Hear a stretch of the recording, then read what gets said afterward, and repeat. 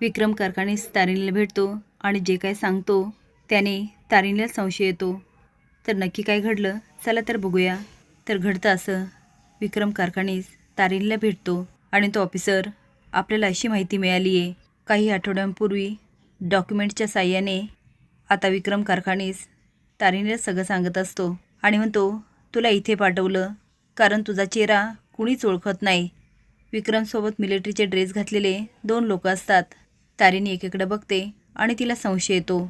आता विक्रम तर बोलत असतो पण तारिणी मात्र त्या माणसाला निहाळत असते आणि तो म्हणतो इस मिशन पर हम खरे उतरेंगे। आता तारिणी तिरंगा झेंड्यासमोर जाते आणि म्हणते तुझी ही लेख सांगते शत्रू राष्ट्राचा उद्देश यशस्वी होऊ देणार नाही।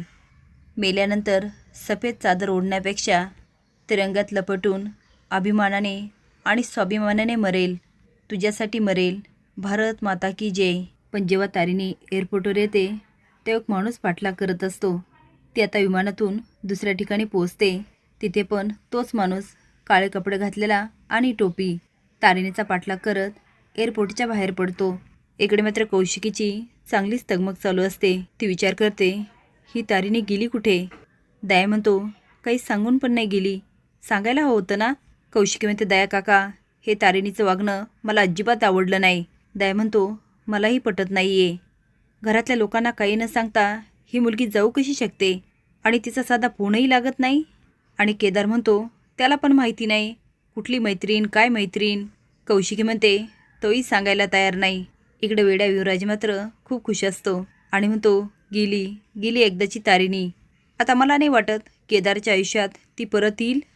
निश्चिता म्हणते तसं झालं ना बरंच होईल, तशी पण ती तारिणी मला ह्या घरात नको होती। पद्मिनी आता जाते, कौशिकीने दयाला म्हणते झालं झालं तुमचं समाधान, ठेवा अजून तारिणीवर विश्वास ठेवा। मी सांगत होते तेव्हा खरं नाही वाटलं, बघितलं ना कुठली मैत्रीण कुठे गेली कुणाला काही माहिती नाही। आणि तो केदार तो पण सांगायला तयार नाही। तुम्हाला खूप गर्व होता ना तुमच्या मोठ्या मुलाचा, मग काय झालं काही कळालं। दया म्हणतो पद्मिनी तू शांत हो, अगं केदारने सांगितलं ना तारिणी तिच्या मैत्रिणीकडे गेली आहे। पद्मिनी म्हणते हो का, मग फोन का नाही लागत आहे। कौशिक म्हणते काकू तिकडे रेंज नसेल। पद्मिनी म्हणते वा काका आणि पुतणी छान पाठीशी घालतात, हे ह्याचमुळे ते तारिणी केदार शेफारलेत। पण बरंच झालं ती मुलगी ह्या घरातून गेली, आता परत येऊच नको म्हणावं।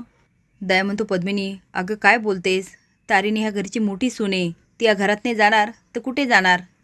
कौशिक म्हणते काका काकू बरोबर बोलते, तारिणीने आपल्याला सांगायला हवं होतं, हे असं न सांगता जाणं मलाही आवडलेलं नाही आहे आणि तिला आल्यावर मी जाब विचारणार। दया म्हणतो हो तिला जाब तर विचारायलाच हवा, पण आता तुम्ही दोघी शांत व्हा, बघूया काय होतं ते। इकडे जे विचार करत असते सेकंड ऑफिसर केदार खरं बोलत होता की खोटं। तारिणीच्याशी कुठली मैत्रीण आहे जिच्याकडे गेल्यानंतर तिच्या फोनला रेंज पण नाही आहे। हा केदार नक्कीच काहीतरी लपवतोय। केदार मात्र खूप अस्वस्थ असतो आणि म्हणतो बॉस कुठे आहेस तू, तू कशी आहे कुठे फिरते मला काहीच कळेना। इकडे मात्र तारिणी आता ड्रेस बदलते आणि आपल्या मिशनवर जायला निघते। ते आता अमृतसरला मंदिरामध्ये जाते आणि तिथेच केलेला असतो त्यांनी खूप मोठा प्लॅन। आता तारिणी दिवसभर वाट बघते पण तिला काही क्ल्यू मिळत नाही आणि कुणी येत पण नाही। ते आता मंदिरातून बाजारातून सगळीकडे भटकत असते पण काय केल्या प्लॅन काय वर्क होत नाही। तारिणी विचार करते नक्की काय घडतंय, मी जे बाहेर शोधते ते माझ्याच आसपास आहे का। आता तारिणीला आठवतं विक्रम कारखानीस बोलत असतो तेव्हा तो मेजर। असेच नवीन अपडेट जाण्यासाठी लाईक आणि सबस्क्राईब करा, धन्यवाद।